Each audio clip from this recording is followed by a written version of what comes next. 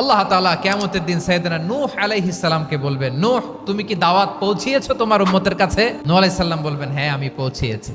এবার নূহের উম্মতকে আল্লাহ জিজ্ঞেস করবেন, এ নূহের উম্মতেরা, তোমাদের নবী নূহ কি দাওয়াত পৌঁছিয়েছে? নূহের উম্মত বলবে, না আল্লাহ, আমাদের কাছে কোনো সতর্ককারী আসে নাই, কোনো নবী টবি আসে নাই, কোনো দাওয়াতও আমরা পাই নাই, আপনারাও চিনি নাই, জান্নাতও চিনি নাই, জাহান্নামও চিনি নাই। নূহ আলাইহিস সালাম বিপদে পড়ে যাবেন।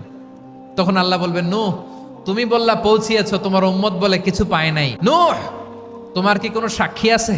নূহ আলাইহিস সালাম বলবেন, আছে। কে? উম্মতে মুহাম্মাদি। তখন আমরা বলবো, আল্লাহর নবী নূহ আলাইহিস সালাম তিনি আপনি যা যা বলেছেন ঠিক তা তার উম্মতের কাছে পৌঁছে দিয়েছে। এবার নূহের উম্মতের সাথে আমাদের ঝগড়া লাগবে। তারা বলবে, তোমরা আসছো আমাদের হাজার হাজার বছর পরে, তোমরা কি করে জানলা? তোমাদের সাক্ষী ধর্তব্য হবে না?